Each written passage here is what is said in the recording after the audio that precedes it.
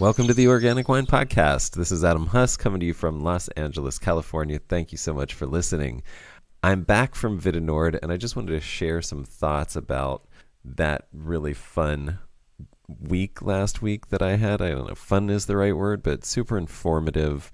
I'm going to be doing a lot of interviews with people I met there. Some fantastic connections were made. I really think that, this is the place where innovation and the cutting edge of wine is happening, because it's where people are experimenting, where people are breeding and thinking about breeding and addressing extremes. And we are increasingly living in a world of extremes, specifically climatically. And that was made very clear by one of the first speakers on the first morning of the first day, who was a wine climatologist. And for those of you who don't work in the space of wine very often in terms of viticulture or anything like that, or if you're just tuning into this podcast and haven't been listening to some of the speakers on here, I see these charts all the time, and I guess it just, is something that I don't even question or,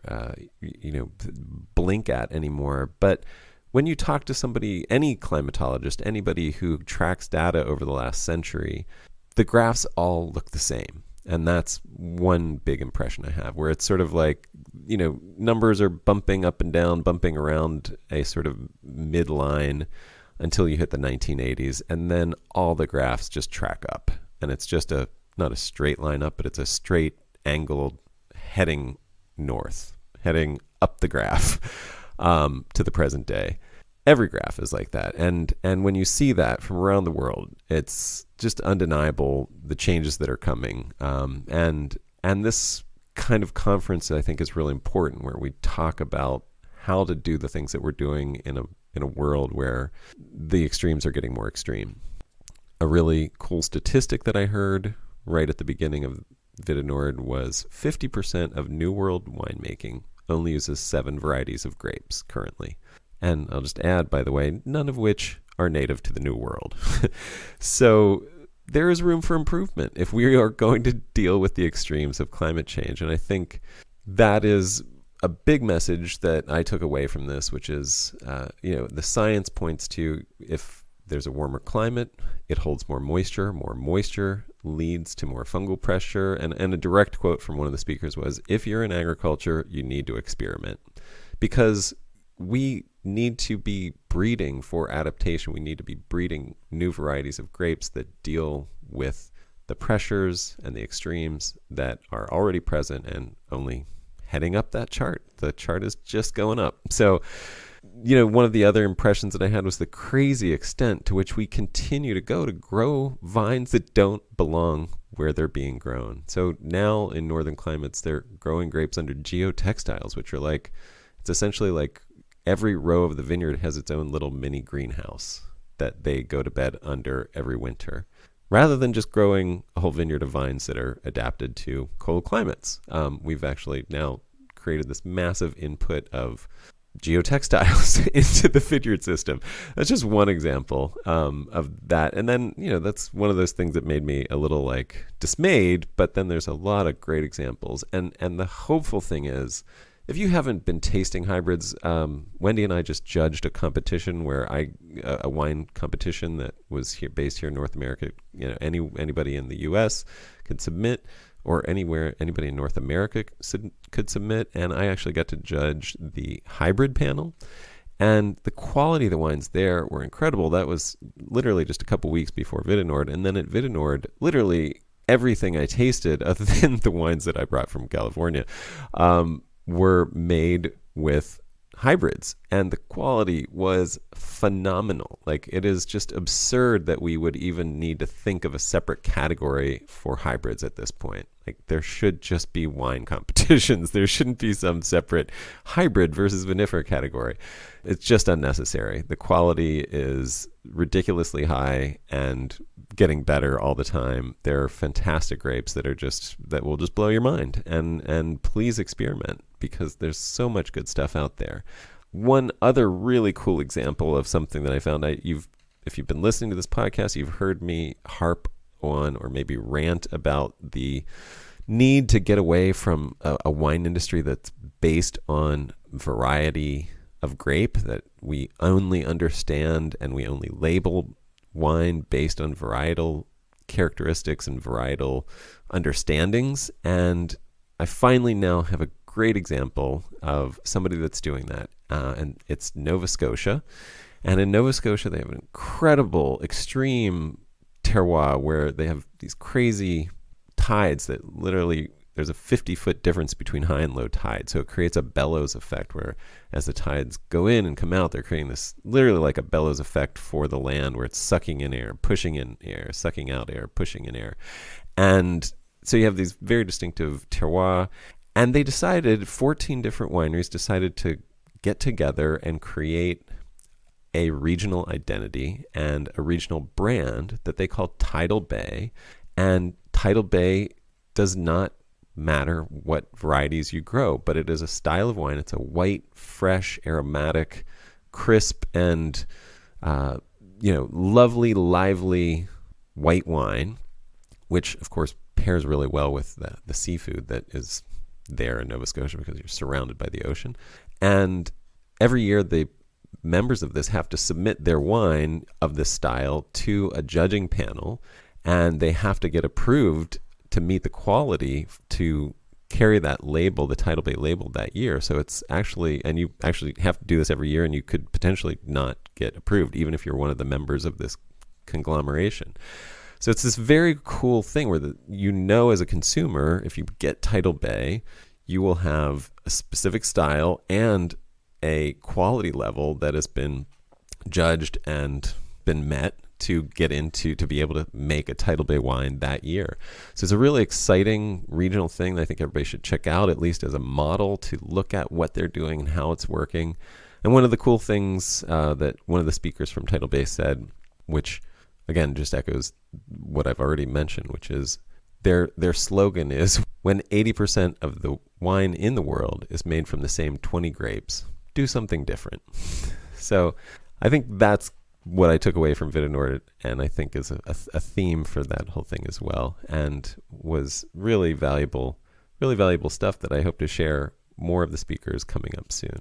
For this episode, my guest is Max Paschal.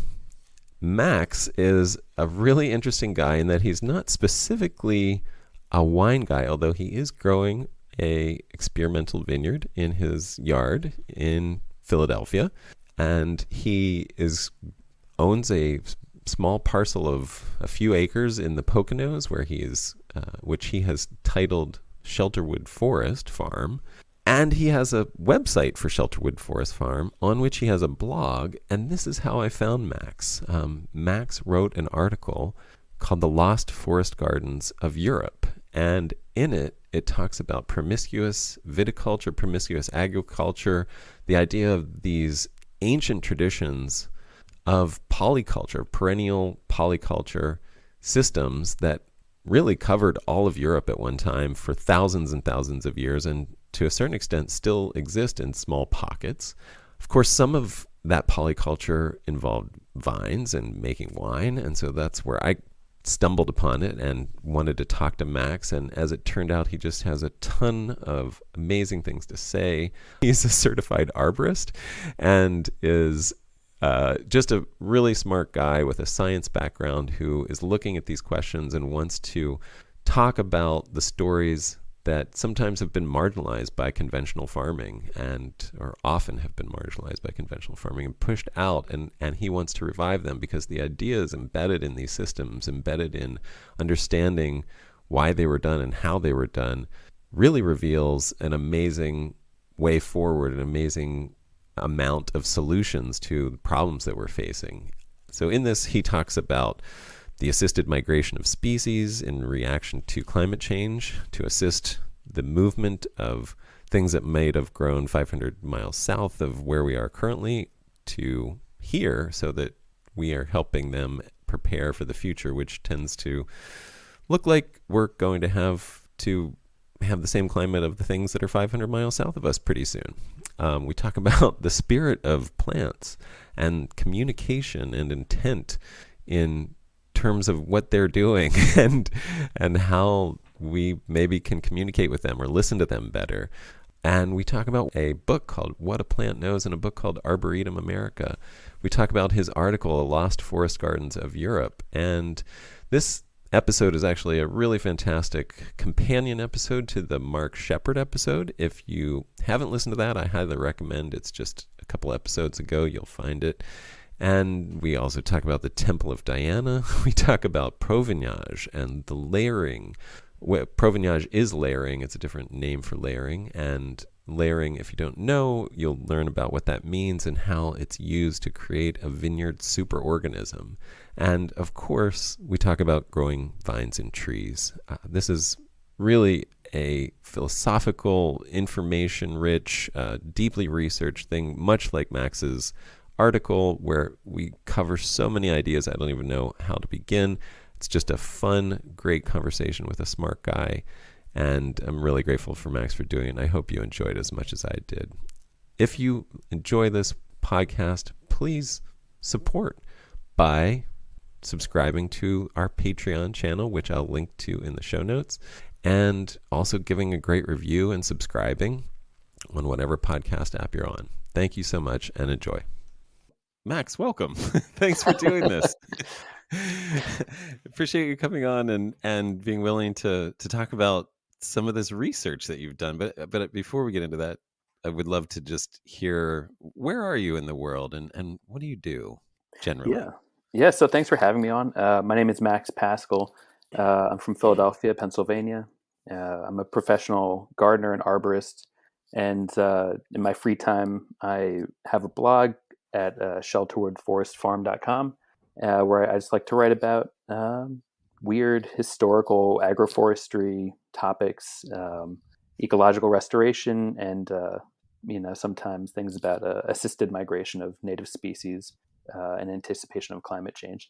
Oh, I really like that. I mean, I would imagine you must think that there's a good case for a lot of assisted migration of species happening right now.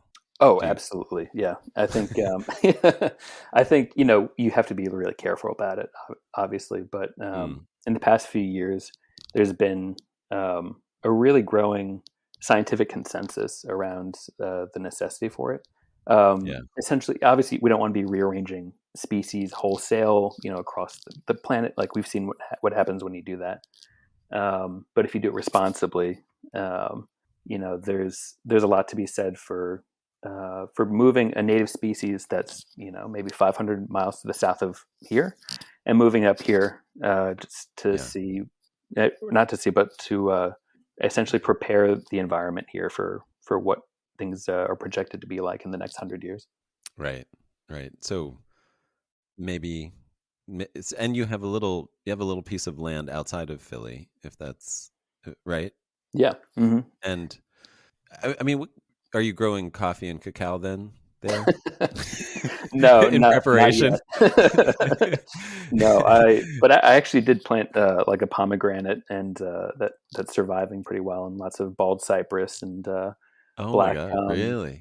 pawpaws, persimmons, like things that haven't historically grown in the Pocono Mountains of Pennsylvania, at least in the past 40,000 years. But they actually thrived in that area.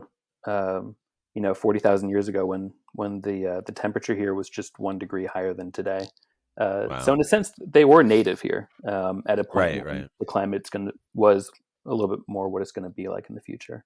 They just headed south. They just took a trip with the temperature down toward the equator. Yeah, exactly. Do you see? I'm guessing you've read the book The Overstory. I haven't actually. I've been meaning to. Oh, I really hope you do. I'm so sorry. Dang it. Well, I'm a fraud. I mean, all right, this is the end. I'm going to hit stop. No, I mean, it does. It's kind of irrelevant because I'm just curious do you have a sense? Okay, the reason I brought it up is because the author anthropomorphizes trees. I mean, to the extent that they're a character. The trees are these multiple characters, and then they're sort of bigger characters. And the Overstory takes on this very cool meaning, of course, because of that. about this story that transcends the human drama, a story that is much bigger in scale of time and in scope of, whatever, just like, these in scope of size as well, because it's a story that spans ecosystems and regions and continents. And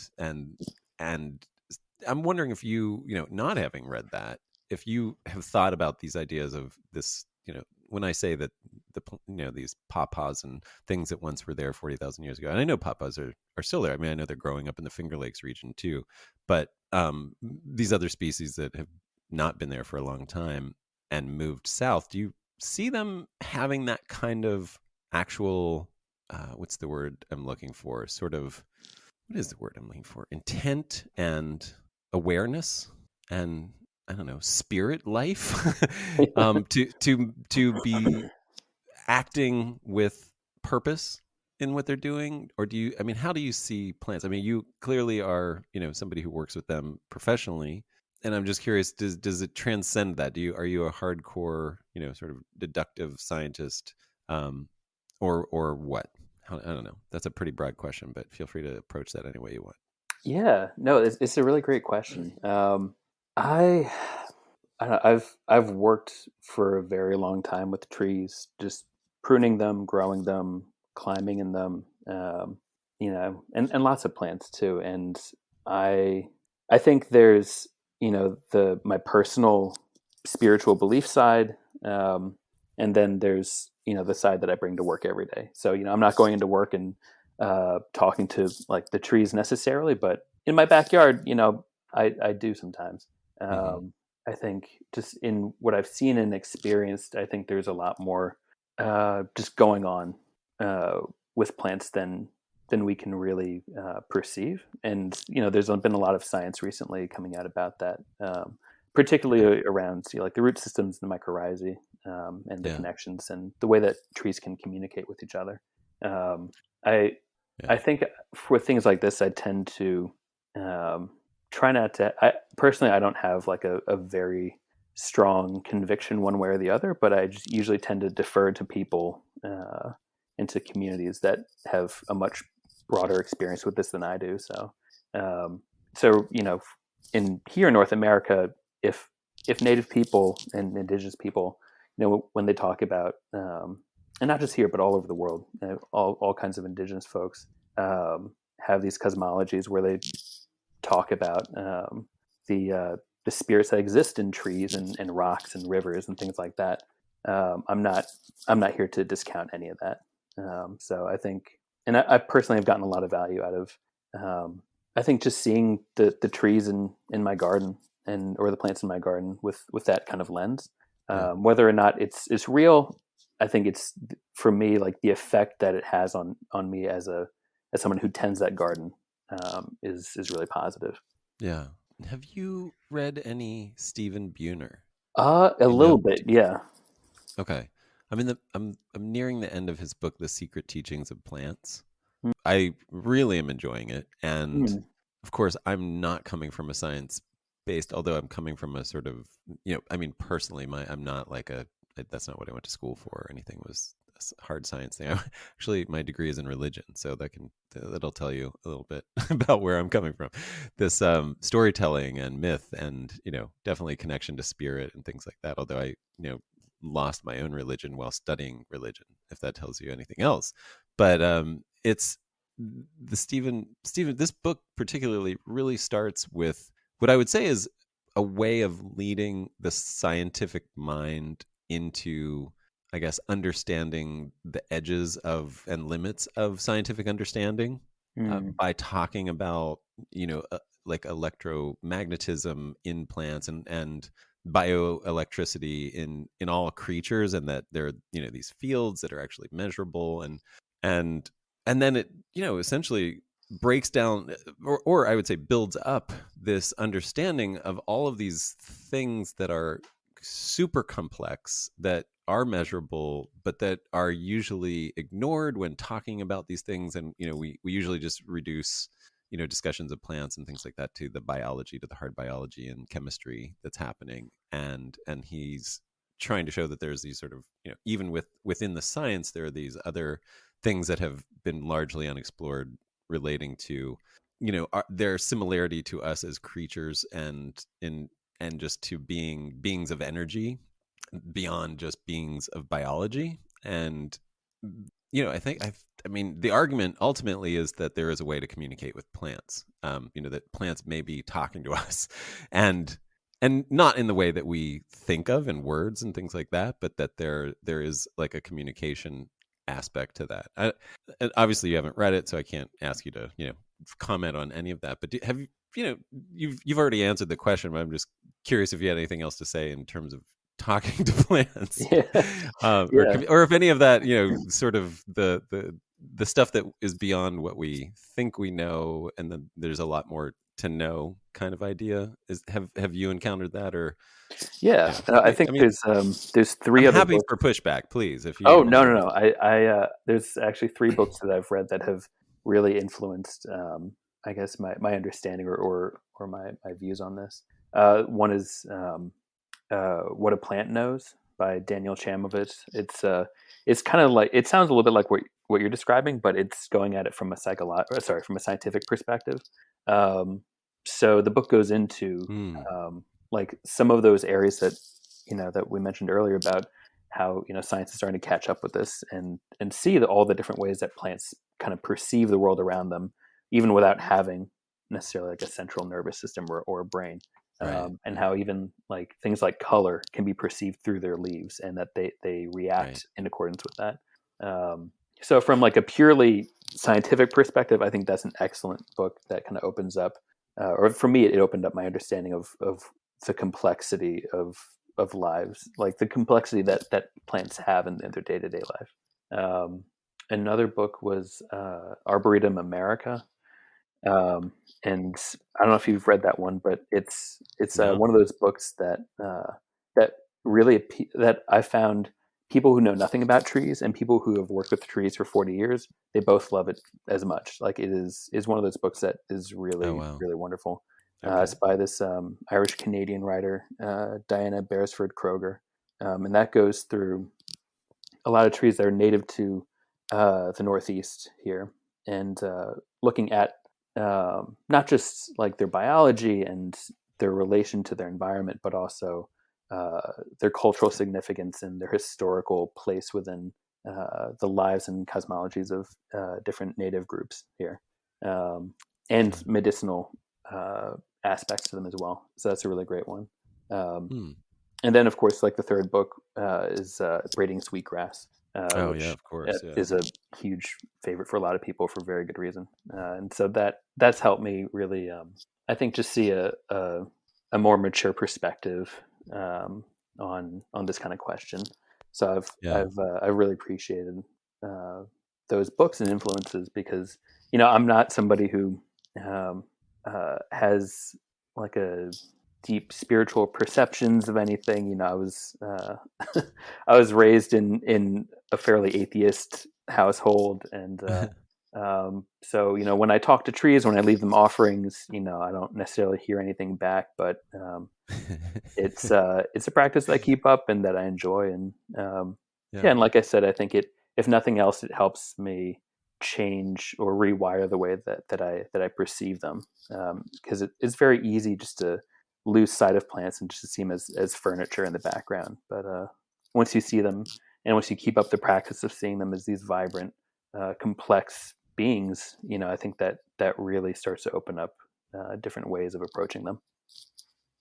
That's a really, yeah, you brought up some really beautiful things. I mean for me, I was raised in the opposite of an atheist household, but I think, and then having become an atheist at some, and then I don't even like the term atheist because it's like a reaction against something that you know what I mean, like it's like Mhm. you're defining yourself as a not something as opposed to just being yourself, you know what I mean, as opposed to just being a human, not defined in relation to this one specific idea, but I love the idea that what I learned from that, and is that this language that we use, and even our ability to understand language. I was just listening to this, is I think this was actually in Stephen Buhner's book, the the secret the secret teachings of plants is just, our ability to understand language is because, or our ability to use language is because of our ability to understand that there's meaning. Like, the words are this surface thing floating on this ocean of meaning, and they all become, language is just metaphor essentially, and very, obviously very surface metaphor, because the meanings go much deeper.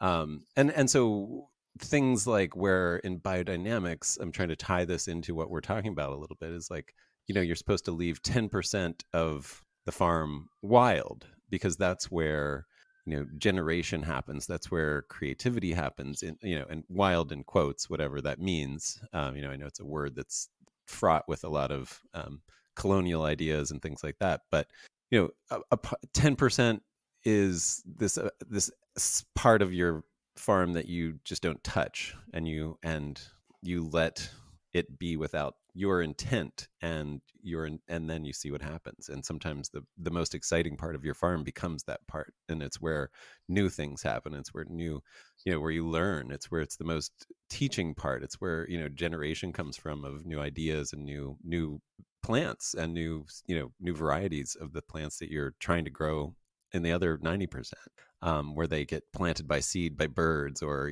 by animals pooping them out or whatever, and all of a sudden you have this new thing that you didn't intend, and it's doing better than everything else that you did intend. And then I tie that into that 10% that is supposed to be given to God in a religious tradition as a tithe or whatever. And it's like, you could see it the same way. I mean, you could look at it in either thing, that you could call that wild, you could call that nature, you could call that the 10% that you're giving to God, but that's where this unintended thing happens, depending on what the metaphor is that you're using for it.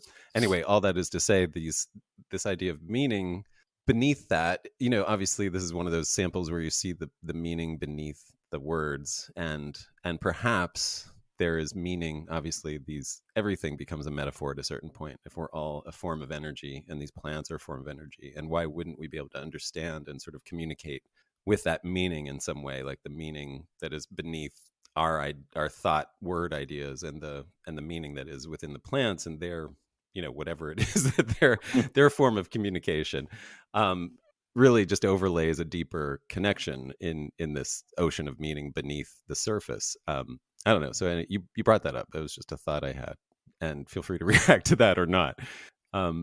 I love the books that you recommended, and I think Robin Wall Kimmerer's book specifically, I mean, just the title is about that connection and crossover of how to marry those two ways of seeing the world, right? I mean, that's the image of braiding sweetgrass, is this weaving of multiple ways of seeing the world, and that they're not necessarily polarities, but that they can actually be intertwined. And you when you do that, when you don't just exclude one or the other, that you find the common meaning beneath the two, how once they're woven together. I'm just rambling at this point. No, it's great. Yeah. Stop me anyway, if you have anything to say. Yeah, no, I think, and I see this a lot too. I feel like those of us, whether raised in this like very Christian or very religious context, or not, but those of us in the West who essentially just grew up in this civilization in this point in time, I think a lot of us, on different levels, just really miss having some kind of like real, tangible connection with the land, and with the kind of spiritual life that comes from that connection. Yeah. A lot of our ancestors, like for someone like me, my ancestors mostly come from Europe. And before they came here, a few thousand years ago, they just lived in small villages, like farming their crops in a fairly sustainable way most of the time, and had these like very rich lives that were connected with the seasons and connected with the spirits of the land. They would pray to trees, they would do all these different things.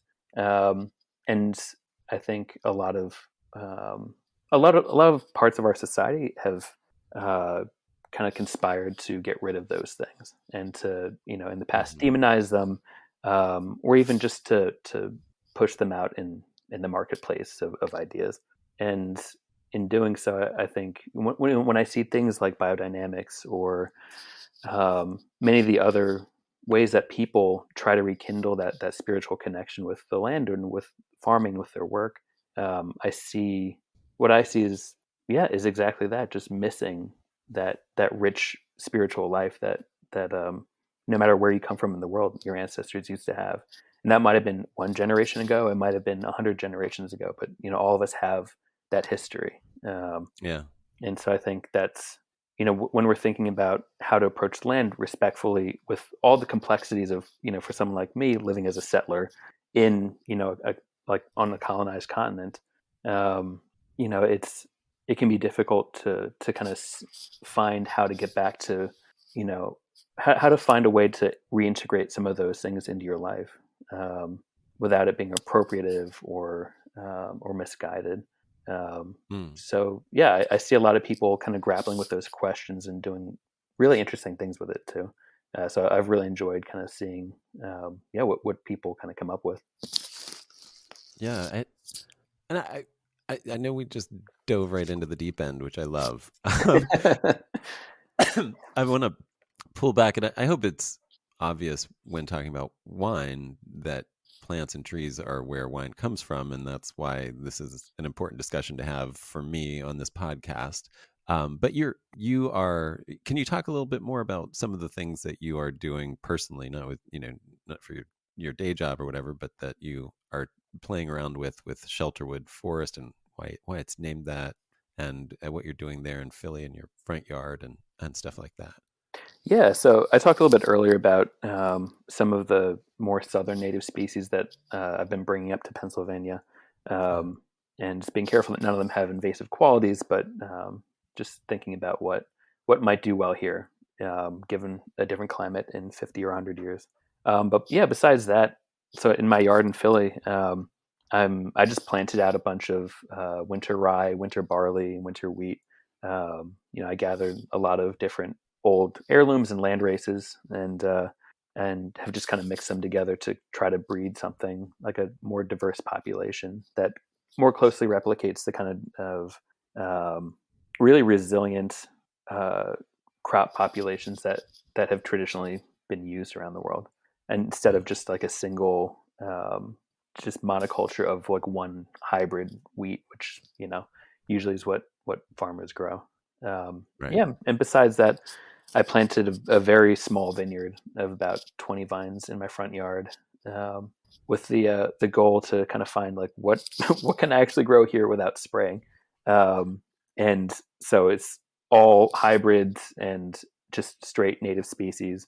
And yeah, here in the Mid Atlantic, I don't know if I've ever seen more than a handful of grapes that weren't just riddled with disease. Yeah. It's only like the really wild ones, things like yeah. I brought up a muscadine here, which isn't native here. It's more native to the southeast, but it's Right. doing great here, and it's the most disease-free thing I grow. Um, There but you go. Yeah. yeah, I'd love to just kind Is of it grow them out. stanky?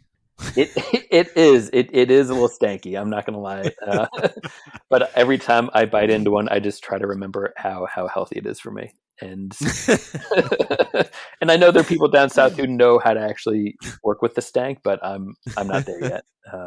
No, I just recently heard about that. Yeah, where it's like you haven't, if you think Foxy is that sort of grape soda flavor, then you haven't really smelled Foxy. You haven't smelled a Yeah. Foxy muscadine. But yeah, it's funny. I wondered about that. But clearly it's a great place to start if you're breeding grapes, right? Like it shows its total resilience to all these things. If you keep that and breed out the stank and breed in some, delicious aromas and flavors perhaps, and then you might have gold right there, it's a great starting place for a breeding program, I guess. Yeah, yeah, and there's I've been really lucky to be part of this Google listserv called Grape Breeders. I don't know if you're familiar with it, but Well, it's now I want to become. it is phenomenal. It is all these professional and hobbyist grape breeders from around the country, who just kind of compare notes, and it's is absolutely like amazing what they talk about. And I've learned more just in a few months of reading through those conversations there than I have anywhere else.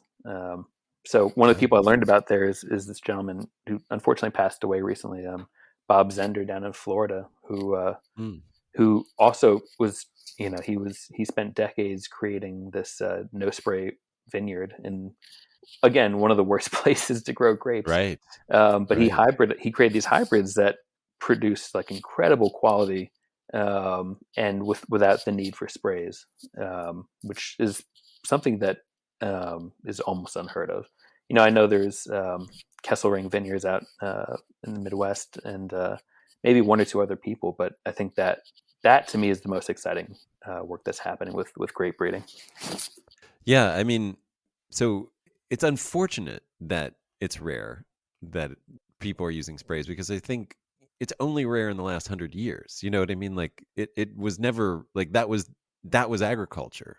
And I want to get into that. I mean, I'm sure that maybe sulfur is a little older than that, but in terms of like fungicides and all these things that are now available on the market, pesticides of massive kinds and herbicides, like that's less than 100 years. This is like post World War II stuff, and it's like, so there is a way to do this, right? And there's a way to do it without sprays, and I just feel like we've reached that point where this experiment with chemistry has proven to be a massive failure in terms of human health and environmental health, and I think the only objective that everybody in agriculture should have is a no spray whatever it is that they're doing. Like wherever you are, if it has to be sprayed, don't grow it.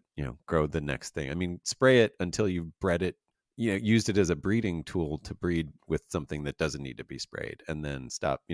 The goal should be to get off sprays. This is at least my very hardcore, um, like but this is my message for everybody in wine specifically. Like, just don't plant it if it needs to be sprayed there, and if it does need to be sprayed, then don't plant it. I'm just repeating that. Um, and I know that's like a hard line because even people who are growing organically are spraying tons of stuff, and that's I think that would be a step in the right direction for the most part, but I don't think that copper is any better for the environment than some of the fungicides that are chemical and synthetic, and could be worse potentially depending on how often you have to use it, since it isn't systemic, and some of those fungicides are and only need to be sprayed once or twice or three times a year, whereas copper needs to be reapplied and reapplied and reapplied, and it's horrible for aquatic life and builds up in the soil and is toxic to lots of different life, soil life, and every human life and aquatic life. So yeah, no spray I think is the way to go, and the fact that he's doing it in Florida shows that it's possible, anywhere in the U.S., frankly, and it just takes the time and care to breed grapes that are hardy in those climates and are resistant naturally. And I know there's that is a big objective in breeding, and I really appreciate you sharing that resource of this and getting into grape breeding, and this idea that we didn't used to need the I mean, everything was no spray at one point in history, and for all history was no spray up until just recently. Brings me to why you're on this podcast in the first place. Why we're having this conversation is I am doing research about vines and trees and vitiforestry and these polycultures that include vines, and I stumbled upon this article called "The Lost Forest Gardens of Europe," and this article is one of the most deeply researched things I've found online, with multiple sources from multiple languages and time periods. And you are its author, and it's on the Shelterwood Forest Farm blog. And can you talk about that article and what went into writing that? Why you wrote that? What led you to that? Yeah. Yeah. So kind of in line with what we were talking about earlier, for years, I've just been really curious about what was going on in Europe for all these huge expanses of time. Every time I would learn about a different continent, whether it's North America or Australia or different parts of Asia or Africa. There are always these rich histories of indigenous cultures, with these complex relationships with the land and these really innovative methods of farming. And with Europe, I think the kind of story that we all grow up with is that, oh, it's just a lot of monocultures, just a lot of wheat fields and maybe some orchards and some cattle, and vineyards. But the fact that, I guess what I started to see in researching this is that that's actually the opposite of what most of Europe's history was like. Even up until the 1950s, something like 97 to 98% of all the farms in Italy were these incredibly diverse, um, perennial polycultures where you have wine grapes growing up trees that are whose branches are cut for fodder for the livestock, and in between these rows of trees and grapes, there's all these fields of wheat, corn, beans, pasture. And so on a single farm, you have a harvest of staple crops, specialty items like wine, meat, milk, livestock, and even, in the first half of the 20th century, over half of the domestic wood production, the timber production in all of Italy was coming from these farms. So not only were these farms producing ostensibly just food, but as a byproduct, they're supplying over half of the country's timber, which is absolutely incredible. And so, yeah, for most of Europe's history, there have been these like very complex and diverse agricultural systems that have been predominantly done by uh, peasants and indigenous people and folks who frequently get either removed or left out of history. And Mm.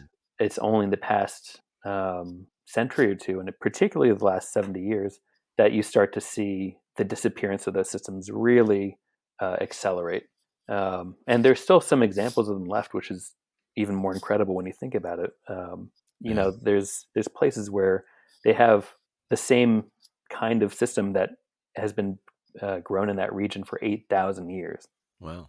So, yeah, there's these really long traditions that I think we we have a lot to learn from, and especially when thinking about sustainability, climate change, or any of these like big buzzwords or really, frankly, important things.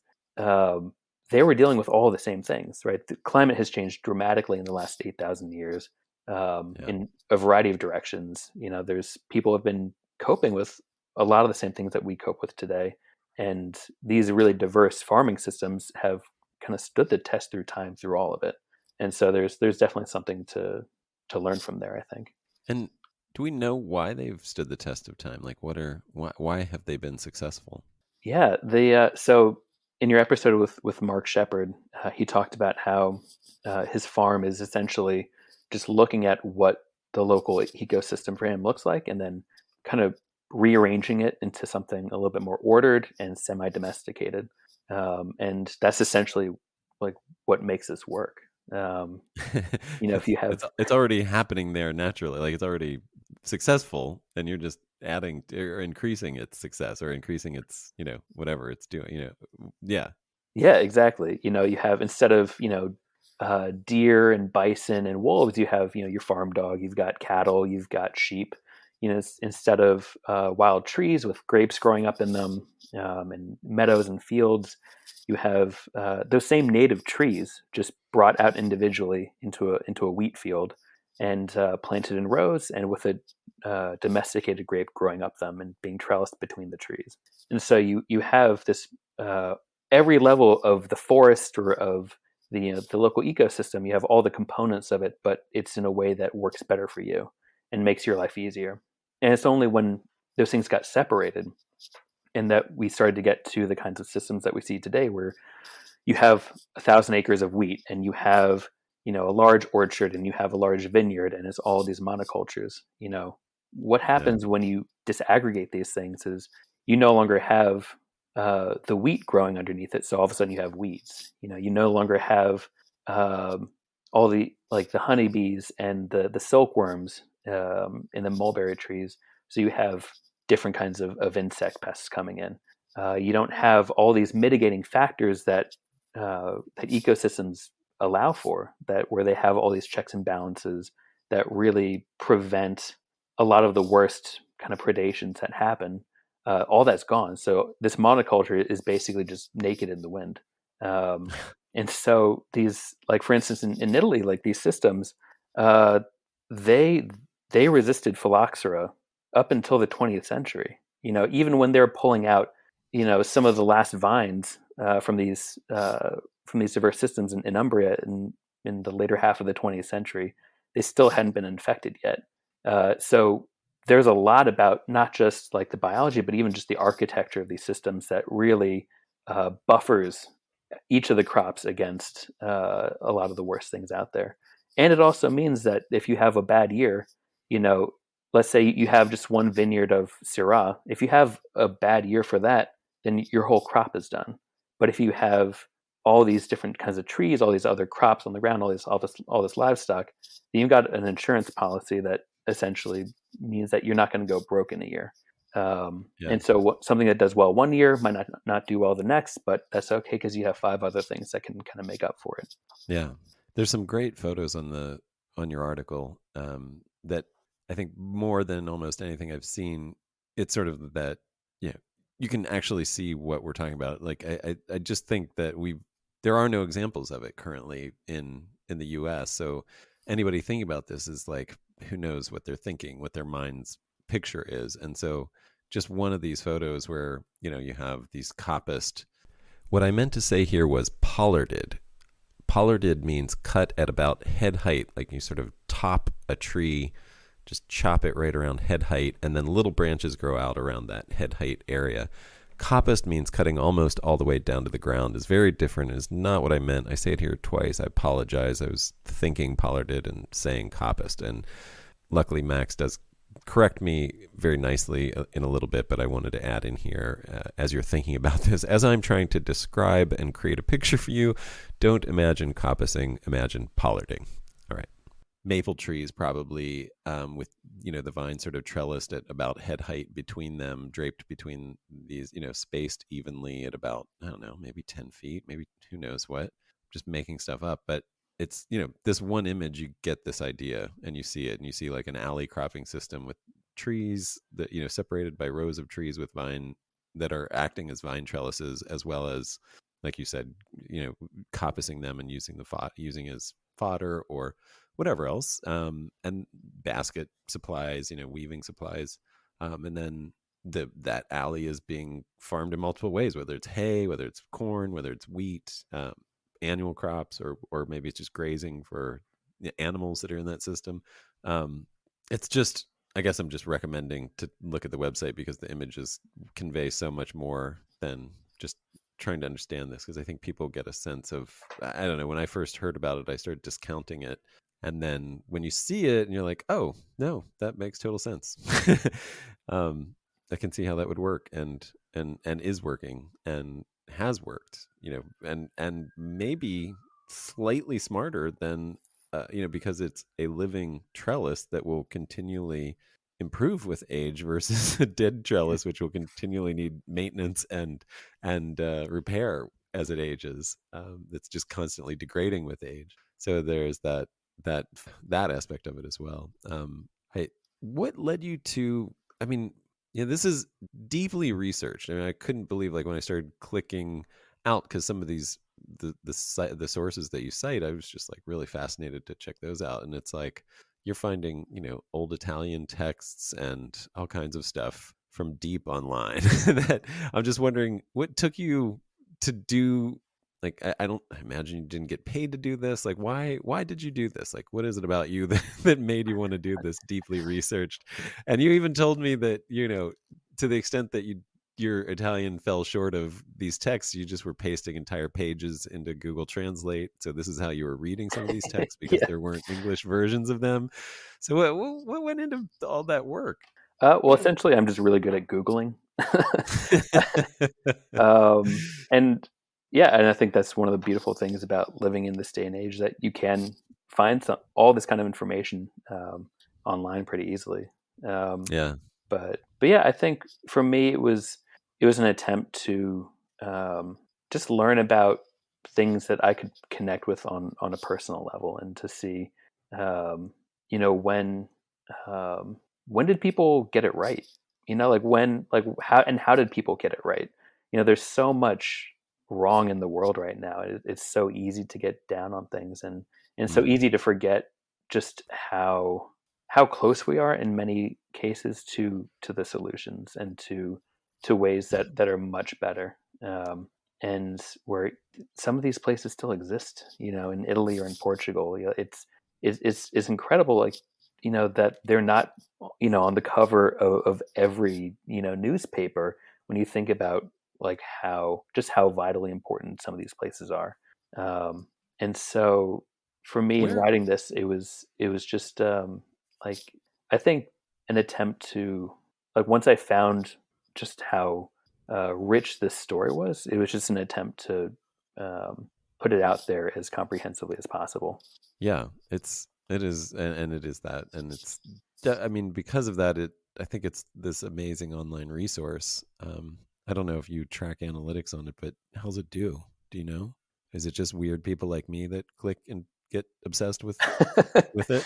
Yeah, but the good thing is there's a lot of weird people like us. There's it's done well, and I don't make any money off this. This is not, I'm not promoting Right, anything. This is, right. I just, I think there's some really valuable things that have been done, and are still done, and I would really love to see them be done by more farmers. And that Yeah, that is my overriding goal in all of this, is just to see if, the conversations we have about sustainability and about agriculture can be a little bit more informed by, yeah, by some of these practices that have truly stood the test of time. yeah. I'd like to see these ideas spread as well, which is why I do this as well. Um, this is yeah. No, it's really it's just. I mean, I could say so much good about it, but people should just read it. It's the Lost Forest Gardens of Europe, and if you just Google that, you should find it. It's pretty much. I don't know. I think that should do it, right? Yeah, yeah, and I think, Um, yeah, and going back to what we are talking about a little bit earlier, with no spray. I'm also somebody who very, strongly believes in a future without any kinds of sprays. And, Yeah, as somebody who doesn't have, like, a stake in the game, it's very easy, I think, for me to have an yeah, yeah, opinion. yeah. But I think one of Me the too. really wonderful things about, um, learning about these systems is seeing that, once you give up sprays, you can gain so much more, right? Because Yeah, if you're spraying stuff all the time, then you can't harvest necessarily, like, the fruit that's growing on the tree that the grape is trellised on. You can't, plant all these other crops and have animals go through there. You can't harvest mushrooms. You can't, you lose so many different kinds of yields that you can get out of a grape vineyard or a grape agricultural system, when you're spraying. And once that leaves, then it opens up all these possibilities. yeah. And I think Not to that's. mention you. Oh, sorry. Go ahead. I was just gonna say, not to mention you lose the costs of all those inputs as well, Yeah. like where you, yeah. Sorry, go ahead. No, no, no. That was it. But yeah, that's exactly it. So I think there's a lot to look forward to in giving up these things as well.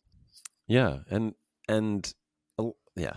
Well, I mean, we could go on. It seems like yeah, like you, and just with the two of us talking about it, I guess we have to be careful that we're not two farmers with 100 acres at stake advising people to go for it. Yeah. But I mean, I think that is there is a little bit of that in me too, where it's like I intend to do that and I plan to do that, and I think I see the principles and I want to spread the principles from other people that know better than I do. And it seems like, like that was the objective of that Mark Shepard thing was, I knew that this was somebody who was doing it over 100 acres and can talk about it from that perspective of like, he's whatever 30 years into it and it's successful, it's happening. Hmm. And he hasn't sprayed in that entire time as well. And, can make a living and do everything else from that land and has abundance and has now.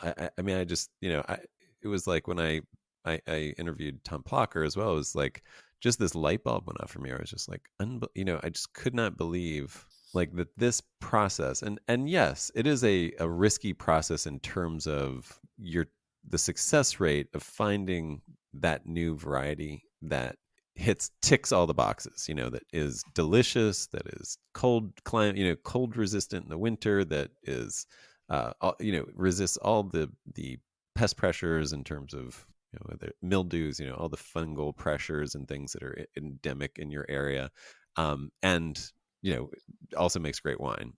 I mean, that's it. I think I'm talking to another grape breeder soon, and he's like, the numbers that people say are something like 1 in 10,000. He's like, I think it's actually more than that. So this can be, this is a 10 to 20 year period to get a few varieties of grapes, 2 or 3 maybe varieties of grapes that are new, that tick all those boxes or most of those boxes.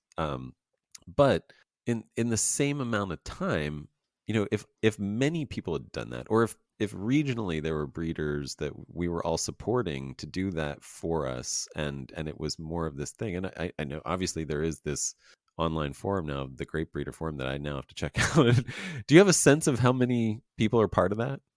I don't. I think Okay. maybe dozens, maybe a few hundred. Um, Yeah. but it's one of the really great things that I've learned from just being in that group is just how easy it can be, right? If Right. you're somebody who has aspirations of breeding your own grape variety, but you think, oh, it's going to be too difficult, oh, I don't have the space, or whatever. People have some really creative solutions to this. So there was this one gentleman, Wow. I can't remember his name, but he would breed like thousands of grapes. He would just do all these crosses, and then he'd plant out the seeds into like the fence line along the highways around him, where he saw that vines were growing naturally and they weren't getting Right. cut down. So he would just plant out all these like excellent vines with really great genetics, then come back 5 years later and see what was doing really well and make selections from that. And there's ways to do it, right? And Yeah. even in other areas like the like knockout roses, right? Like the rose you can get at every Lowe's or Home Depot. Um, the person who bred those, he did it in his basement here in Pennsylvania, and now he's a multimillionaire. So Yeah. there's a lot to be said for just creative solutions to breeding, and also just how much fun it can be too. Yeah, yeah, especially if you have the right temperament for it, and everything too. And it's, I think going back to like how did people do no spray for millennia? Well, that's how. They knew, they've been breeding and selecting, like this is what humans have been doing, and it's only in this century that instead of breeding and selecting, we funneled all those resources into R&D for chemicals, for chemical sprays and things like that. I think that was the sort of light bulb that went off for me, that was just like, man, we just basically hit the pause button on millennia of this process of thinking of agriculture as a process, and decided that it would now become, a way to just protect these precious things that we all obsess over, that we think we must have, even though they don't do well anymore. We can't change the fact that we want this kind of tomato or that kind of corn or that kind of wheat, or it has to be the thing that we've always had that makes us comfortable. Hmm. And so we now had to create an industry to make that possible, so that we don't have to change. And it's like, no, let's embrace the change. Let's remember that change is part of the process of agriculture, and it has to be embedded in that process. It has to, like, agriculture has to be change, and has to be a process of change and adaptation. It can't be this thing of keeping it the way it is, keeping the same grape varieties for 200 years, and just only thinking that those are the ones that are worth drinking. Yeah.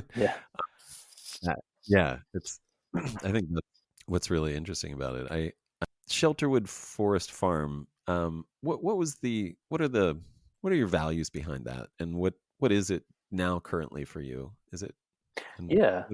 So it started out as at first I had the goal of starting, a commercial farm. But then in 2020 with the pandemic, and I think like a lot of people, a lot of things in my life got shifted around. A lot of other priorities kind of came into focus, and so I think the Shelterwood Forest Farm project for me has taken a backseat for the time being. But it's always been an outlet for me to kind of explore what just more about like what interesting folks are doing in the world of ecological restoration and farming. Um, and the name comes from this forestry practice where you leave the largest trees in the forest when you're going in to clear out timber, because those are the Mm. strongest ones that can help preserve the good genetic makeup of the forest and repopulate it. Um, Around here in Philadelphia, there's a lot of heritage trees, so trees that are we call them pen trees here, and that are older than Mm. 400 years. So there's trees like there's a tree in my neighborhood that was here before any Europeans were. Right, there's trees that have existed here for hundreds and sometimes thousands of years that are just kind of hanging out in a park or like on the edge of a trail or in someone's backyard, and it's easy to kind of overlook those and to forget about them. But these trees have, much like these farming systems that we've been talking about, these trees have weathered a significant amount of change in climate and landscape, and are worth Yeah. preserving and propagating from. And so I think that same ethic kind of goes through as a story or a line throughout all of the different areas of research that I've done and different projects that I'm trying out. Um, and so I think that just trying to honor what's been here for a very long time and learn from it is the goal as it stands. Yeah, I don't know if I mentioned I'm from Pennsylvania as well, and I always love that it's the one state whose name is about the woods, uh, Yeah. it's about the forest. Um, I think that's great. It's nice that it seems to breed foresters as well. People who love trees. Strangely, I found a lot of them coming from Pennsylvania. I don't know what that's all about. um, I don't know if you have you ever been to Rome? Yeah, a few times when I was a little bit younger. Okay, I discovered at the Temple of Diana, which is like a in the middle of the Borghese Park. I can't even remember what it's one of the central parks of Rome. But does that ring a bell at all? I don't recall. It's there's an inscription on it in Latin that's what is it? It's Silvarum potent. Wait, Nocte luce Silvarum potenti, which I believe the best translation I found for it means to the mighty night shine of the forest. Mm, And I that's love that. great. I don't even know what it means. I just love it. But yeah, I was named one of our wines Noctilucence because that's the English version Mm, of Noctiluce. But it ties to that, and I don't know. I just love what that evokes, and I guess if anybody has spent time in the woods at night without a flashlight or campfire, maybe would know what that means. Would maybe begin to get a sense of that. But it's something that forces you outside your comfort zone to be able to experience this magical thing that is being evoked by this ancient inscription on the Temple of Diana in Rome, because you have to go into the woods first of all, which are forbidden, and you have to be out there at night when humans are supposed to be safe in our warm little huts and caves, and you have to be without light, so that you can see the light that's out there. And there's something that the understanding of that phrase, I think, requires this sense of courage and going transgressing human borders and warnings and things like that. So I think there's something really cool about that. yeah, to your point of that courage, I think that's exactly in line with what we've been talking about. Where people who are growing grapes now, I think, or even just working in the industry, like that kind of courage is needed to do what we need to do to make sure that wine persists, right, and that it does so in a sustainable way. That I think that's a really great idea to keep in mind for it. Yeah. Is there any way that you want people who are listening to who want to reach out and ask you questions or get in contact for any reason? Do you want any kind of contact information to be mentioned, or do you want to send anybody to your website or Oh anything like yeah, that? yeah. There's a contact page on my website, and that goes right to my personal email. So that's way easier than spelling my last name. So just shelterwoodforestfarm.com. That's right. And And the most recent blog post is that Lost Forest Gardens of Europe post, right? If Yeah. I'm not mistaken. And then there's some other good stuff on there too. Anything else you'd recommend? It's a nice redwood post there in the Forest of Living Gods. Yeah, there's a lot of fun. There's a lot of fun stuff. I wrote one a couple years ago about actually about hybrid and native grapes, and it's is when I first started getting into grapes. So it might be kind of old hat for people who know a lot more about wine than I do. But it has some good info in it too. Is that the one called The Future of American Wine is Native? Yep, that's it. I 100% agree. That's awesome. I also love Could Ants Revolutionize Organic Pest Management? I don't know. Oh yeah, There's a lot of great stuff some on good here. sleepers in there. Yeah. Oh man. um, well, thank you for doing the work that goes into writing these things and spreading these ideas, because I know, I mean, anybody when they read your Lost Forest Gardens of Europe will see what I'm talking about. There's a ton of research. I mean, hours and hours and days of research that I'm sure went into just doing something because you really are uh, excited by these ideas and want to share them. So I thank you for that. Oh yeah, and I can't take all the credit. Quarantine definitely helped with Hey, there giving you me go. giving me the time for that.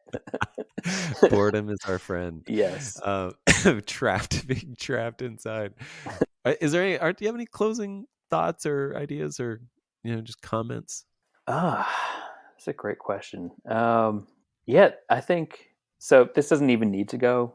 If you do record this, yeah, this doesn't even need to go in the final thing. But I think something. Have you ever heard of Provignage?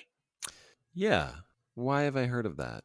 It's I mean, this sounds like a winemaking technique. Oh no, Yeah, it's a layering. It's layering. Yeah, it's yeah. viticulture. It's when we call it layering here. I've heard it called Provignage, or what, I forget. There's another one. There's a couple different things for it, but essentially you can create like this um what's the word I'm looking for? Like a super organism out of a vineyard, where Hmm. there's a mother plant, a mother vine, and then the entire vineyard is just an extension of that one vine through the soil, like by letting it grow up and then back down through the soil and rerooting and up again and back down, and you keep branching those out through an entire vineyard system, and it's literally connected, and then in every way, in that whole system is a single vine, essentially a single superorganism.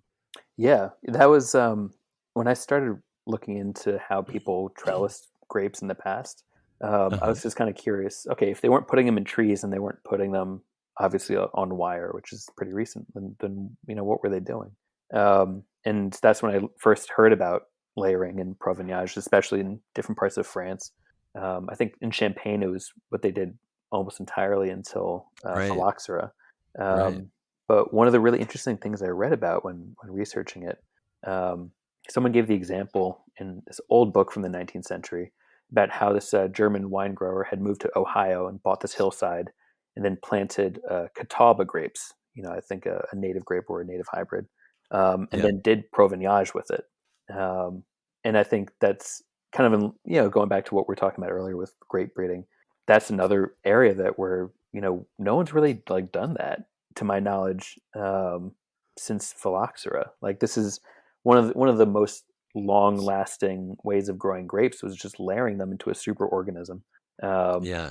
and no, everybody's just kind of like left it because you can't do that with wine grapes. But if you have a hybrid that is phylloxera resistant, I'd be really curious to see what happens. Um, That would be really fun. Now, I will say I do believe, and I'd have to confirm this, but last I heard, it was happening out here in California in Santa Barbara. If you have sandy enough soil in a dry enough climate, you can get away with not worrying about phylloxera. Essentially, like it's going to be kept at bay, and it is a long process, is the one thing, because it's sort of like it grows exponentially, but you have to start with a couple vines and then layer them. But each year that you layer them, you're increasing the amount of layering that you can do. So it can sort of spread exponentially over the years, but it does take years to do this, to fill a vineyard, essentially. And I love that idea of, I mean, I don't know. It just, the idea of a fully connected superorganism vineyard.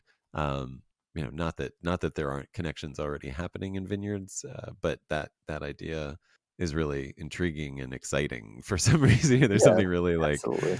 yeah, like that massive vine covering an entire hillside, Yeah. and And who and knows, like breeding. maybe it sucks, right? Like maybe it doesn't work that well, but like we just don't know because we Right. nobody's tried it in like 200 years and or on Yeah. at least in a way that, is easy to study. And so I think that's going into like some of these things we've been talking about, I think um one of the best aspects of all this is that you don't need to have, a 100-acre vineyard to do these things. It's actually better if you Yeah. don't because if you've got like a couple vines in your backyard or just a small vineyard and it's not like what you're making your living on, it's just a fun hobby.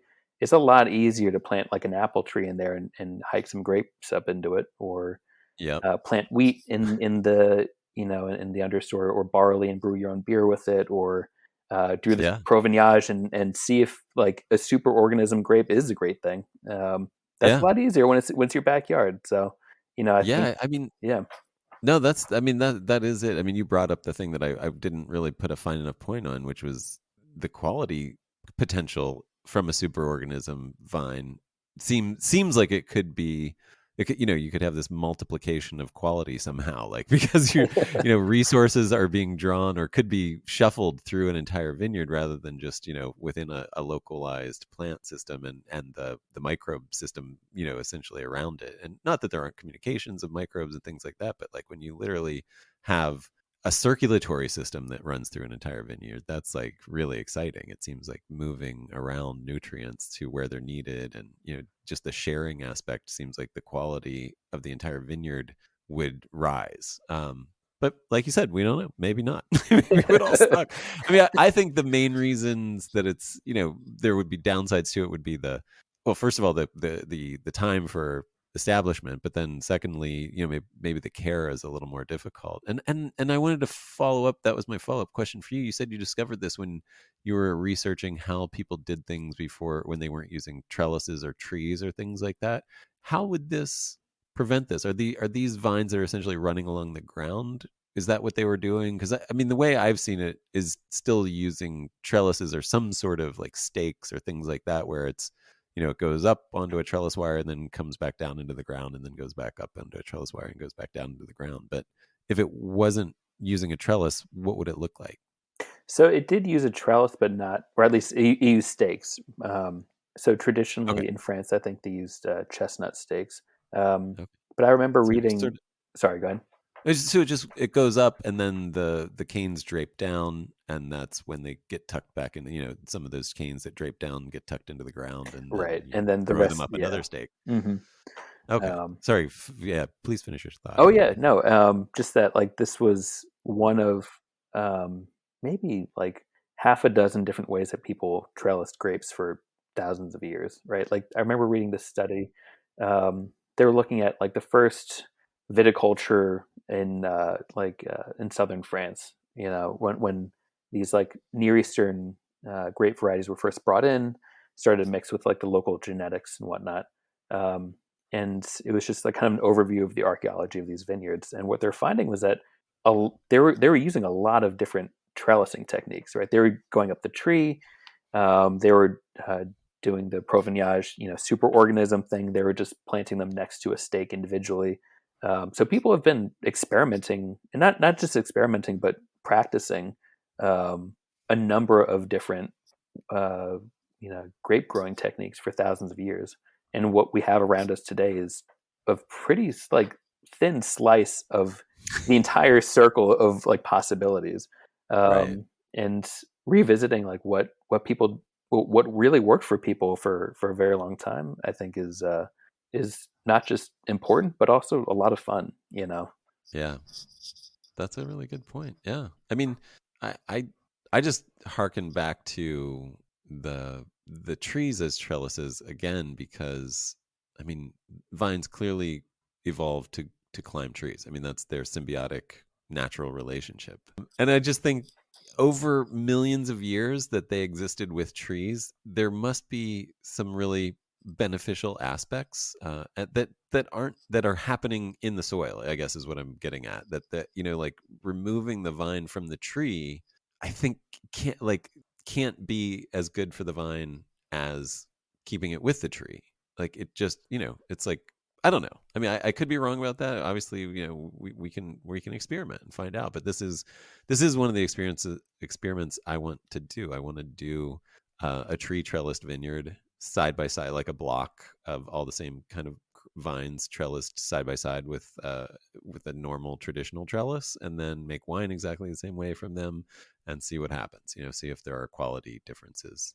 Because I don't know. It just is like, it would be so weird to me if there wasn't a quality benefit from being with the partner that they've had their entire existence until Hmm. the modern era. You know what I mean? Like, Yeah. it just would be so weird if that didn't help them in some way. And people have been And commenting on that for a very long time. I mean, you go back to Roman writers like Pliny the Elder. I think he was writing about how the best grapes. Again, the Roman Empire, they had a number of different trellising systems, but he was saying the best grapes come from the ones up in trees, and and even yeah, delineated which level of the tree trellis like the grapes were best on. Um, right. and even T.V. Munson, like the great American viticulturist, he in one of his books, he has this very quick line where he talks about seeing a grape grow up into a tree and how it was just totally free of disease, right? Just something about like that Right. microclimate or that relationship with the tree made that grapevine more resistant than others of the same genetics nearby. Well, Um, this is other research that I'm finding as well, that they're doing. They're sort of doing vineyards as alley crop systems between trees, between mhm, tree rows, and they're finding that these are getting less mildew pressure as well, which is completely counterintuitive, right? Like, you're mhm. creating more shade, you're creating, like more still air, less, less breeze, like more, yeah, all the things that we think of as conducive to the mildews, are actually, they're finding that it's decreasing them. Now, this is like, this hasn't been studied extensively, and there's, very little data, but because there's very little people doing it scientifically. It's but the initial places that are trying this and getting data are finding some really interesting things. It's yeah, like counterintuitive things.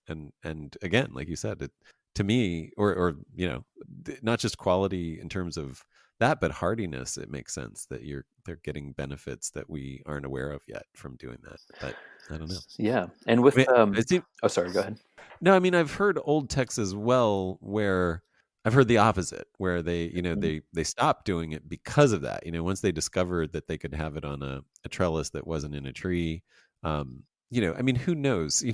Like, I think we have to retest all these things, because so many of these things are like, you don't like even Pliny the Elder, was he comparing those grapes and trees to these high density, like trellised vineyards that are like bonsai basically in Napa Valley, or what I mean? Right. Like, Yeah. what I mean? Like, is it the modern trellising that he was comparing it to? And maybe those do give better quality for some reason. What I Mhm. mean? Like, I would love these things to be done again, just to get, uh, yeah, but I think there's enough there to warrant revisiting them, I guess is what I'm saying.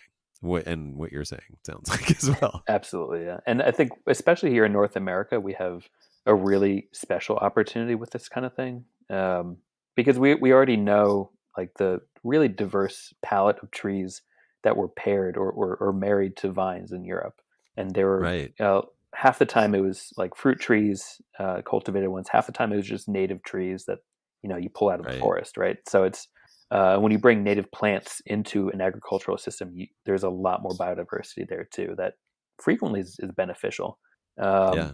and here in North America, we have completely different palettes of trees. Right, nothing is native here that is native over there. So, what happens when you train a grape tree into a persimmon? Right, what happens when you train a grape tree into a pecan? What happens when you train Mm, a grape tree into any of the whatever is growing in your bioregion? Um, yeah. there's so many opportunities to see like what actually works here and how can um, the tree that I plant next to this vine actually serve me in different ways. Like, do I want to make persimmon brandy now, right? Or do I want to Yeah. use this as to, use this different kind of wood to help age the final product? Um, and yeah, I'd be really curious to see what people come up with. And that's why work like that, Mark Shepard and others like him are doing is really interesting to me. There's Yeah. a lot of potential there. Well, and I don't know if you've thought through this as in as much detail as I have, because I really am maybe a year away from implementing this. Maybe 2 years, but we'll see. I mean, a few things have to fall into place, but maybe on a large enough scale where it's studyable.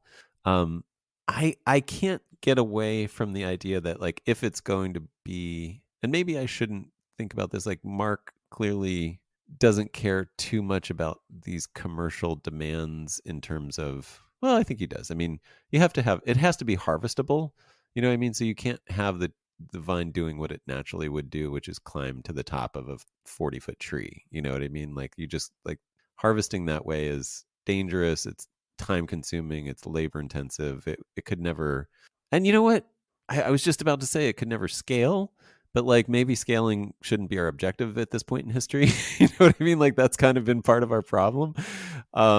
So I mean, maybe I should take that back, but I guess I say it because I want it to be something that could be an alternative to, you know, at least to attempt to an alternative to our current production of things, to as closely as possible, while being a much more ecologically sound and beneficial solution. And so that's why I care about the ease of harvest, the scalability of it. And so that's why I mean, what I've landed on, and also just, I do think there is a competition for ripening, for sunlight. There is absolutely I mean, I see the vines in the East Coast growing in the trees, and there's, like, those vines have to grow really, really high because the canopy closes, and they, for them to get any light at all, like, they have to get way up there. And that competition is real. And I think if you want ripe grapes that taste delicious, and it's not just about, propagating the seeds that just barely need to ripen enough for a bird to eat them and fly away and poop them somewhere else. If you really want ripe, delicious, winemaking grapes, the only thing that I can think of is coppicing. Again, I mean pollarding here, to as a way to maintain these, and then that sort of eliminates, in a way, the secondary food crop for these trees, because, or maybe some form of espalier, where you're keeping it at a certain height, and then you are training vine canes between tree branches, and each one, so you have a fruiting grape cane and then a fruiting apple branch kind of thing, and then, alternating down the line, in an espalier sort of section. I could see that. I mean, a lot of work to that, but totally possible, maybe. But I think you need them to be at the same height so that the sun hits them evenly, I guess, is what what I'm trying to get to. And I've really thought about different ways of doing this. I don't know if you've considered any of this at all, but I'm just throwing these ideas out there as things that I'm thinking about. Well, in Europe, there's actually I'm always surprised at new ways that I'm seeing, or not new ways, Okay. but I mean old ways that people were doing things.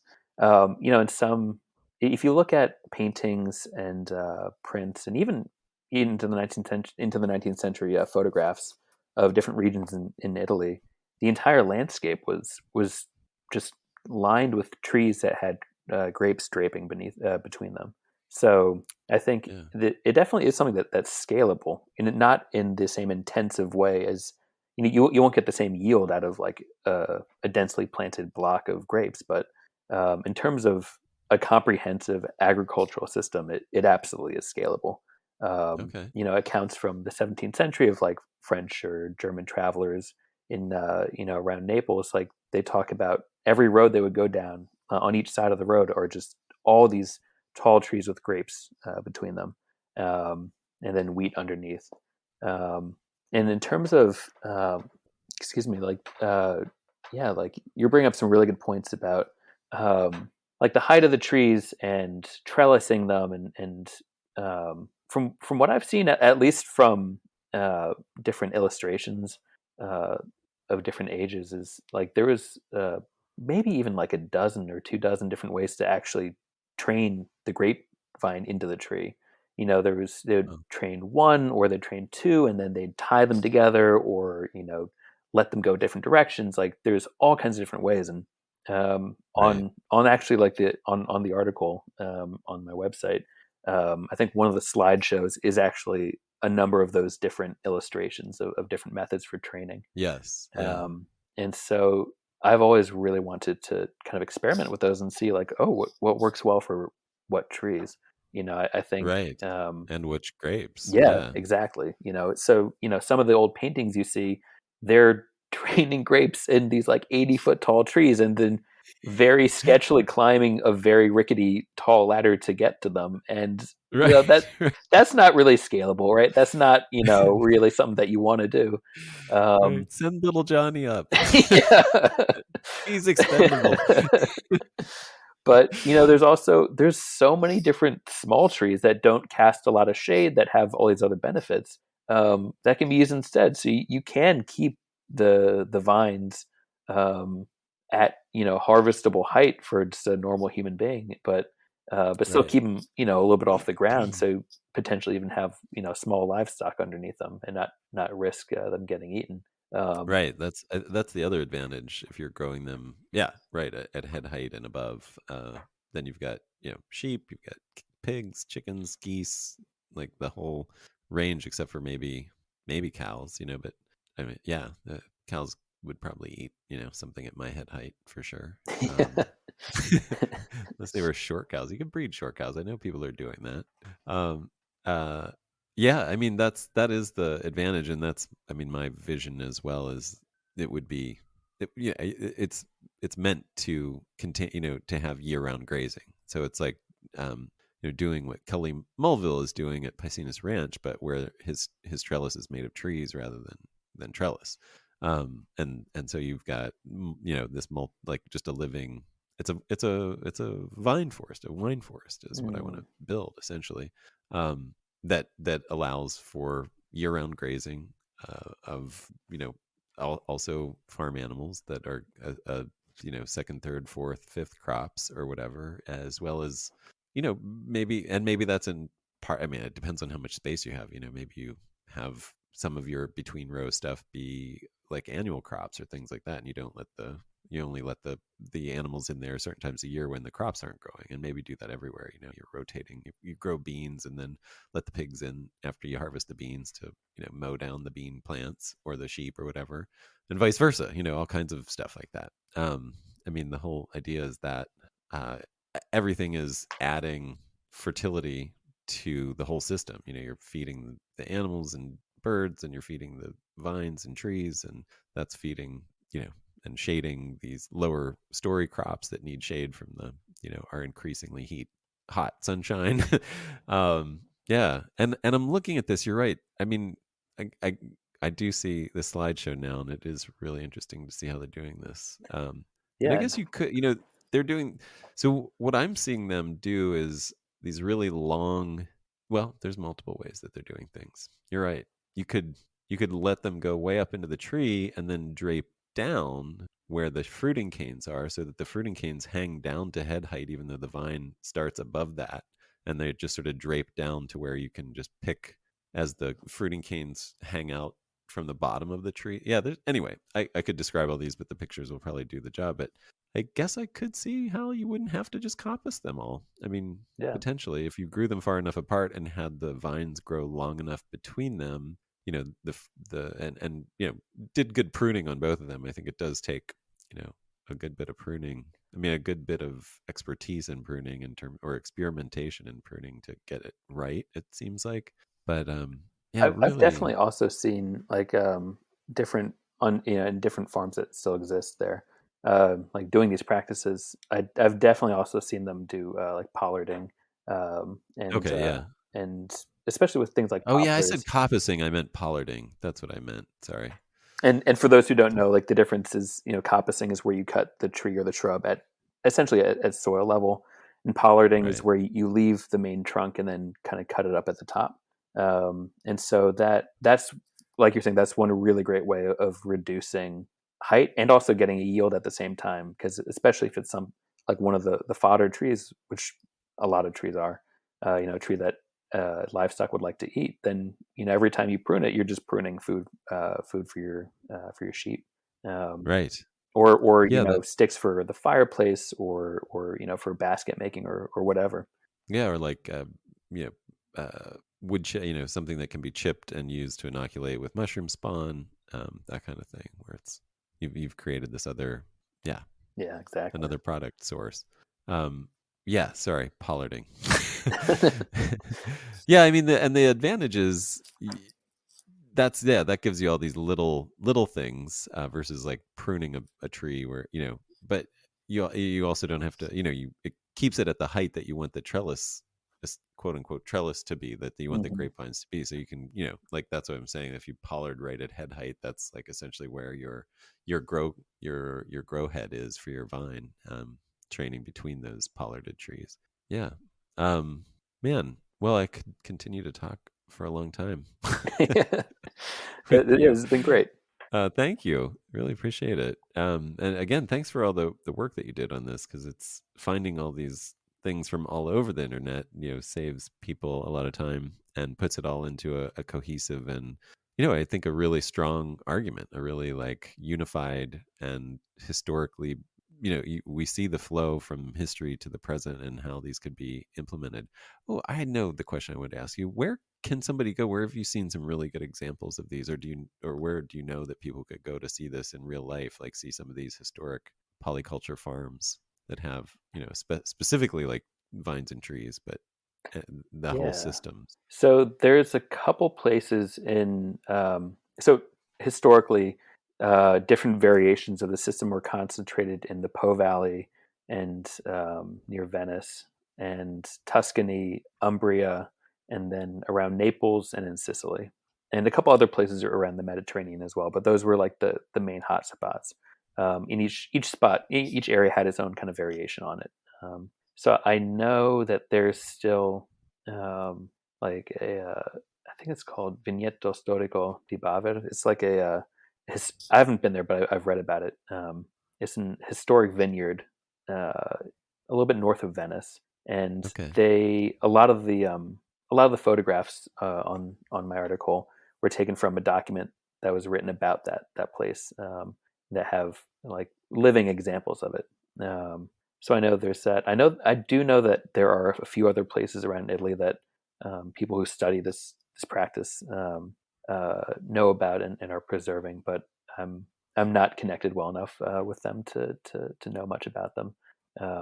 But I think definitely in Sicily, in southern Italy too, you might have more luck finding this kind of thing.